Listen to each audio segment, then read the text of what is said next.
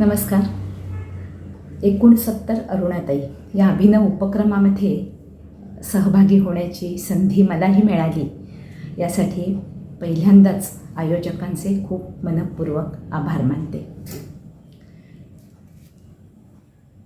मी एक वेगळा प्रयोग आपल्यासमोर ठेवणार आहे. माझी अरुणाताईंशी झालेली भेट आणि माझ्या लेखनावर असलेला त्यांचा प्रभाव, असं सगळं त्यांच्याच प्रतिमांच्या माध्यमातून मला आपल्यासमोर ठेवायचं आहे. माझा उत्सव हा पहिला कविता संग्रह 2011मध्ये आला आणि तो बाईपणाच्या वेदनांचा उत्सव होता, असं त्याचं स्वरूप होतं. नंतर उन्हाचे घुमट खांद्यावर हा दुसरा कविता संग्रह आला आणि त्या संग्रहाच्या प्रकाशनाला अरुणाताई गोव्यामध्ये आल्या होत्या. अखिल भारतीय साहित्य संमेलनाच्या अध्यक्षीय भाषणामधून अतिशय महत्त्वाची दखल उन्हाचे घुमट खांद्यावरची अरुणाताईंनी घेतली आणि मराठी साहित्य विश्वामध्ये त्या संग्रहाचं स्वागत झालं.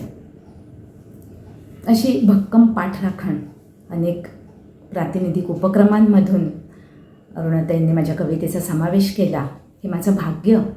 आणखीन या सगळ्याच्या माध्यमातून त्यांच्या कवितेने, त्यांच्या जाणीवांनी, त्यांच्या लेखनाने माझ्या लेखनाची केलेली शिंपण मला आपल्यासमोर मांडायची आहे आणि हे सगळं त्यांच्याच प्रतिमांच्या माध्यमातून मी आपल्यासमोर ठेवणार आहे. हा एक वेगळा प्रयोग म्हणून इथे सादर करते. माझे गोजीरवाणे प्रकाशाचे पिल्लू जबड्यात धरून, दुःखाचे ते अजस्त्र धूळ काळोखात नाहीसे झाले त्यानंतरची ही गोष्ट. माझे गोजीरवाणे प्रकाशाचे पिल्लू जबड्यात धरून, दुःखाचे ते अजस्त्र धूळ काळोखात नाहीसे झाले त्यानंतरची ही गोष्ट. त्यानंतरची माझी भेट अरुणाताईंशी, वेदनांचा उत्सव झाल्यानंतरची. विजयाच्या माळा गळ्यात पडू लागल्या होत्या तशी भानावर येत होते ना त्या दिवसातली. शांतपणे सुख सोलून वर येतो दुःखाचा कळा, शांतपणे सुख सोलून वर येतो दुःखाचा कळा, अशा गाढ निरामय समजुतीची शिंपण होत होती ना त्या दिवसातली. किती लांबवर पडू शकते शापाची सावली, किती लांबवर पडू शकते शापाची सावली, हे उमगलं होतं. दुःख जणू काही उर्मिलेचा जन्म, एकांताचं मर्म हे समजू लागलं होतं. अरुणाताईंची प्रेमाची व्याख्या कळली होती. प्रेम म्हणजे काळाच्या सोंडेनं श्रीहरीसाठी तोडलेलं कमळ होतं असं समज. म्हणजे दुःखाच्या मगरीने कातडीत रोवलेले पाय धीराने स्वीकारता येतील, ही अरुणाताईंची प्रेमाची व्याख्या समजली होती आणि हरपून गेले होते. हो, तो पाऊसच होता तसा, तो पाऊसच होता तसा. त्या हदग्याच्या पावसात उलगून गेली होती विस्मरणं, त्या हदग्याच्या पावसात उलगून गेली होती विस्मरणं. जाणीवांचे पाय नाचू लागले होते, बाबांनी शिकवलेली गाणी आठवू लागली होती, जशी अरुणाताईंना अण्णांनी शिकवलेली आभाळाच्या हत्तीभोवती फेर धरण्याची गाणी. बाबांनी शिकवलेली गाणी आठवू लागली होती, जशी अरुणाताईंना अण्णांनी शिकवलेली आभाळाच्या हत्तीभोवती फेर धरण्याची गाणी. तो पाऊसच होता तसा. लगबगीने वाचत सुटले होते प्यास लागल्यागत आणि त्यात अरुणाताईंचा एक एक शब्द, एक एक प्रतिमा, एक एक जाणीव आणि एक एक शहाणीव रसरशी फुलून येत होती मनभर. धारणांचे मळे घमघमून उठत होते. ऋणानुबंधी कापूर वासाचं, मृण्मय श्वासाचं, जन्माच्या तळाशी सोडलेल्या पोहऱ्याच्या ध्यासाचं, आपल्याच वळणाला गेलेलं माझं पाणी. बाभळीला फुले आली घाई करा बाई, अशी अपरूप वेळ पुन्हा पुन्हा नाही असं म्हणत.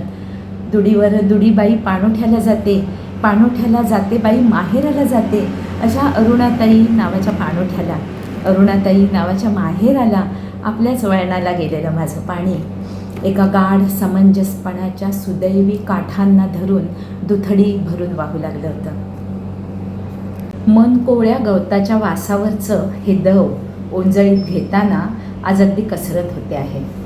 मन कोवळ्या गवताच्या वासावरचं हे दव ओंजळीत घेताना आज अगदी कसरत होते आहे. मी तरीही दाखवू पाहते कशी अन किती भरली माझी ओंजळ. मी तरीही दाखवू पाहते कशी अन कितीत भरली माझी ओंजळ. त्या माधवी शब्दांचं चांदण लखडलेली आणि त्या एका डोंगर माथ्यावर उजळलेल्या जगदंब सूर्याच्या कोवळ्या किरणांचं केशर सांडलेली कशी भरली माझी ओंजळ. किती वेचू, किती तोलू, किती मोलू जीवाभावाचं अशी माझी अवस्था.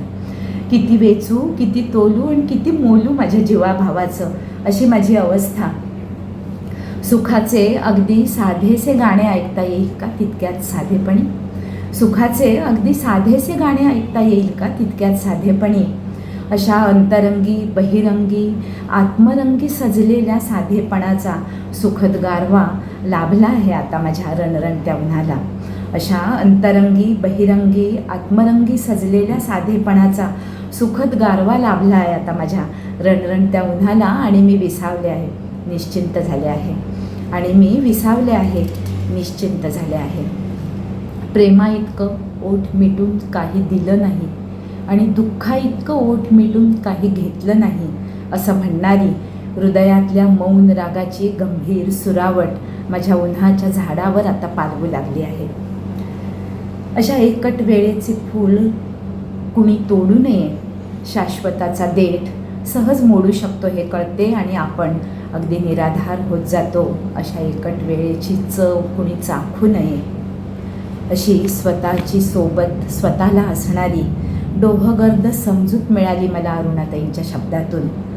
प्रेमाची तहान होती गळ्यात आणि डोळ्यात पाऊस. हृदयाला हृदय भेटलं होतं संवादासाठी. प्रेमाची तहान होती गळ्यात आणि डोळ्यात पाऊस. हृदयाला हृदय भेटलं होतं आत्मीय संवादासाठी.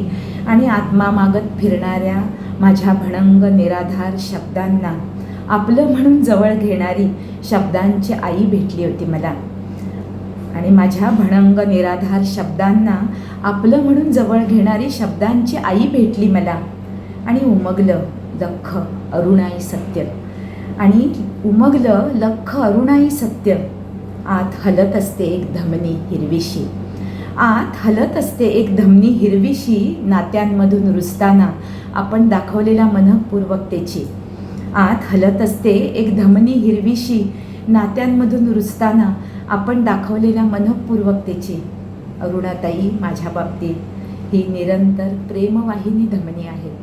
अरुणाताई माझ्या बाबतीत ही निरंतर प्रेमवाहिनी धमनी आहेत. धन्यवाद.